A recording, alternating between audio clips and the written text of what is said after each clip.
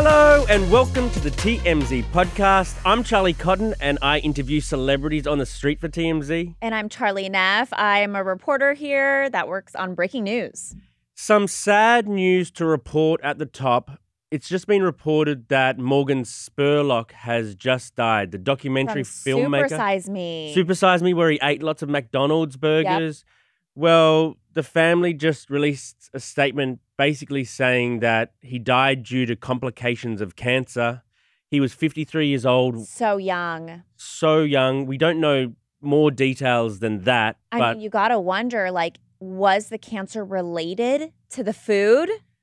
Who knows? Who knows? Healthy habits, obviously, you know, produce a healthy body, but who knows how this life goes and where you get cancer from? We don't know. But to die at 53, and he had, like, I love documentaries. He had such a big impact on that genre. Oh, absolutely. He put himself in the documentary in a way that was like, I watched it at the cinema in Australia, Super Size Me. Oh, wow. Like, it had a worldwide impact, and yeah, it's such a tragic loss at such a young age. Yeah, and no response yet from McDonald's. Right. We'll see if they come out with a statement. Right. But onto our stories today. We got 4 really good ones. We'll go through them quickly because Sean Kingston was arrested in SoCal after a raid at his home in Florida. Diddy is hit by another lawsuit. A woman claims rapes multiple times. Yeah, and the details on that are disturbing. Michael Richards, Kramer from Seinfeld, he's not looking for a comeback, he says, but he is coming out with a book and having, you know, several different appearances. Basically talking about his life with that racist incident. Yep. And what led to it. What led to it. He's kind of coming out of the woodwork a little bit. And finally, we'll talk about Kelly Rowland. She hints that race played a factor in the Cairns security fight. Interesting. Very interesting. But to begin with, Sean Kingston, the beautiful girl singer. I love that song. Way to beautiful girl. Great song, but I don't think he's really had anything since. And not to that level, at least. It was a bad news day for Sean yesterday because his home was raided in Florida. Yep. His mum was home. She was arrested too. Yes. Then he was over here in SoCal. He was like performing at an army base. Yeah, in the Mojave Desert. Sounds cool, you know. But he was arrested there. So both him and his mum are behind bars on like fraud charges. Yeah, and we actually spoke to some people who were there at the house. I guess there was an attorney that was representing this company. And they came into Sean's house and started disabling this massive TV screen, like the size of this wall. It was like created onto the wall. It's the biggest TV screen you've ever seen. I've never seen anything. This whole like story this. is a great ad for the TV, to be honest. Absolutely. I've never seen anything like that. Apparently it was worth like $150K. They're claiming Sean had never paid. So you see them coming and disabling, taking apart piece by piece of the TV. And then also this attorney that we spoke to said that there was a couple ladies that came in. They were trying to collect some kind of mattress. Yeah. Yeah, I mean, people are just coming in there, taking what it's like a garage sale. Owed. Yeah.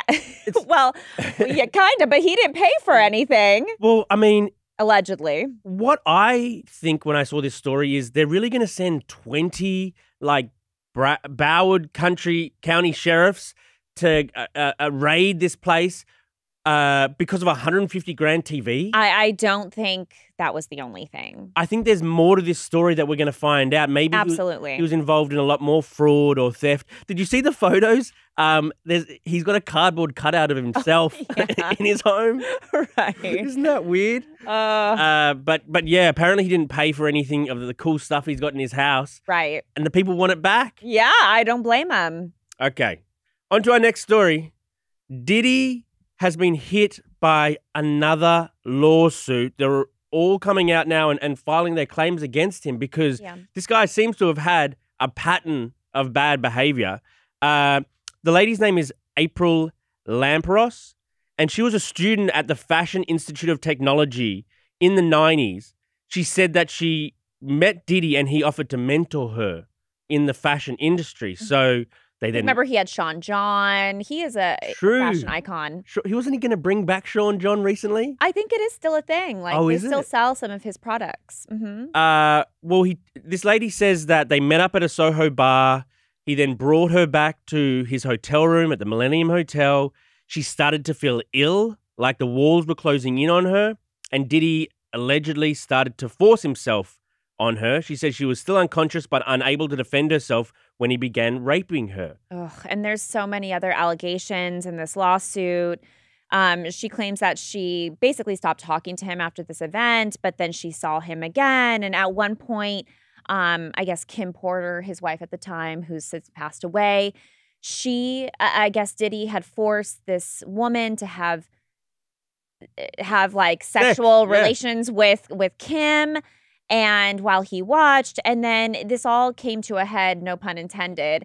Can I say that? Sorry. That's a good pun. In April, apparently, she had found out from her then boyfriend that there was a sex tape, an alleged sex tape where Diddy recorded her without her knowledge. So that's why she's coming out now. There are a lot of claims that tapes exist of a lot of these encounters, which I think prompted the raid on Diddy's place, because if he's got all the evidence on himself, they want it before he can destroy it or whatever like that. Also, in the filing, it's the first implication of J-Lo. We haven't seen J-Lo's name anywhere, but Diddy also tried to force himself upon this lady, April Lampros, while he was with. Yes, with J-Lo. Yeah, and there's a lot of allegations of drugging in here. She claimed that he forced ecstasy down her throat in the 90s. I mean, it's pretty detailed. It's wild. I don't know, just another lawsuit on Diddy's list. Do you know another tidbit? Oh, what? That came in this lawsuit? What? She described his junk. Really? Yeah. Do tell. She said he had an adolescent penis in width and length. Like so small? I mean, that's the implication, I suppose. Nice. That's what she said in the lawsuit. Oh, and there was one other little dirty tidbit where she said that he had forced her to give oral sex on him, and a security guard saw, and he didn't care. He's like, keep going. It's those sort of details, I think, that would get to Diddy more than sort of like, I don't know. This guy is like going down and we're watching it in real time. And I don't think this is the last, lawsuit to be filed against him. Totally. And there's a photo of them together from the past. So, at least once they've met for sure. But all the details, are they true? Are they not? We'll have to wait and see. Okay, on to our next story. Michael Richards Kramer from Seinfeld, he claims he's not looking for a comeback. He denies he's racist. This is, of course, infamously, he did that 2006 rant at the Laugh Factory where he shouted the N-word like many times at an African-American guy who he thought was heckling him. Right. But now he's got like a memoir coming out. He's, appearing on red carpets with his mate Jerry Seinfeld. Yeah. It seems like this guy disappeared after that incident, and now he's finally reemerging. What is it, 18 years later? I'm bad at maths, but, usually a lot of times someone will do like a cancelable offense and then just go about their life as if it never happened. Look, apology tour and that sort of stuff. Well, he did apologize after, right? But then he was a recluse. Right. He disappeared. I think the way often these days to handle situations where you I don't know if this could be called a mistake or it was horrible, but he chose to like hide from the public for nearly 20 years. It's just interesting. A lot of times I think these days celebrities were just like, okay, I did what I did and now I'm going to get on with it. You know what I mean? True. But I mean, how do you kind of push through after you said that? It's caught on camera. Right. You're kind of radioactive. I don't know if people are going to, like venues are going to want to book you after that. Well, the Laugh Factory, where he did do the racist rant, they said they're open to having him back. I know. I was surprised to see that. Me too. But, in after nearly 2 decades later, he insisted in his book, I'm not racist. I have nothing against Black people. The man who told me I wasn't funny had just said what I'd been saying to myself for a while. That's deep and dark. It is. He said, I felt put down and I wanted to put him down. Wow. And then he said, I said no to the other offer of a star on the Hollywood Walk of Fame. I didn't feel deserving. I said no to hosting Saturday Night Live twice because I didn't feel good enough. I was never really satisfied with my Seinfeld performance. Fame magnified my insecurities. I mean, you know, I feel for him in a way. Still doesn't really explain why you had to say a bunch of racist things to somebody. Like, I think we all kind of have insecurities, right? It doesn't make me say racist stuff. Right. Like, I'm sure you come in here every day. I know I do. And I'm like, am I really even qualified to be on a podcast? I can't say that. I feel the same. We are. I know we are. I'm podcast worthy. But like, you're not going to see us saying racist things up here, no matter how heated we get. I know. I mean, I know it's not up to us to forgive because we weren't the ones like targeted by him. But it has been like 20 years, and he really does. I mean, seem like he's been punished for it by himself and by society. Yeah, it seems like he punished himself too. If he already had these deep, dark thoughts, I can't imagine when the world starts piling on him, like for his mistake, like what that must have felt like as well. But I mean, if he wants to do more stand-up comedy, I wish him well. I mean, I don't think there'll be many Black people in the audience. Right. But I mean, he's just left his redemption arc too late. He did this like racist rant when he was 57. He's now 75. Yeah. I mean, he's an old man. You know, not that 75 is old these days. Maybe he's got another 25 left in him. Do you think if he had a show at the Laugh Factory, because, right, they're open to having him back as long as there's proof that he's reformed, do you think that would sell out? His first show back. His first show back. At the place where it ended? Yes. Yeah, I do. Yeah, I think so too. Maybe Jerry Seinfeld could come on, do a set. Oh, true. His comedy career is like, yeah, his is, yeah, right. Interestingly, the Michael Richards clip was one of TMZ's first big viral stories. Social media didn't exist back then. We were just sent it by someone, and it was like at the dawn of TMZ that really kind of put us on the map. Just interesting thing about that is a good little tidbit. I like that. Okay, onto our almost new segment. Kelly Rowland is now explaining what happened when she was wagging her finger at a security guard and shouting at the security guard. She said that she thinks race played a factor. She was being ushered up, and she was. You could see it on the video. She was being ushered up pretty forcefully by several security guards, but particularly this one woman. And she is now saying that other women who walked the red stairs at that day, they didn't get the same sort of treatment that she did, that they were treated differently. Yeah, actually, we have the clip, so let's play that for you guys now. The woman knows what happened. I know what happened. And I have a boundary, and I stand by those boundaries, and that is it. And there were other women that attended that carpet who did not quite look like me. And they didn't get there, scolded or pushed off or told to get off.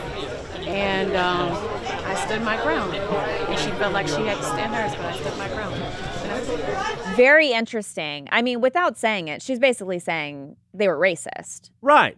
And I mean, yeah, she's entitled to her opinion. If she thinks that race played a factor, then she should be allowed to talk about that. I just wonder, did she like stand at the red carpet and watch how security treated other celebrities so that she might know that she was, you know, what evidence does she have is what I'm saying.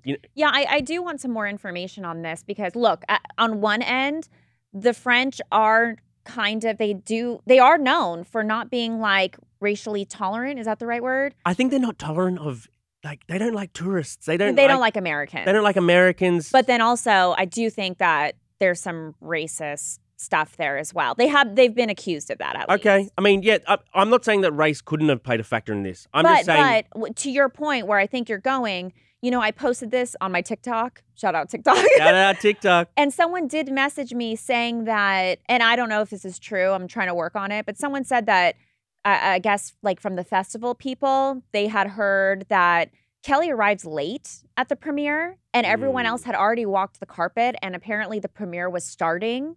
Well, and so that's why they were rushing her up, is because they're like, this has already begun. We need to get you in there, kind of thing. I mean, so I'm curious when she says like other people that didn't look like me got to stop and pose.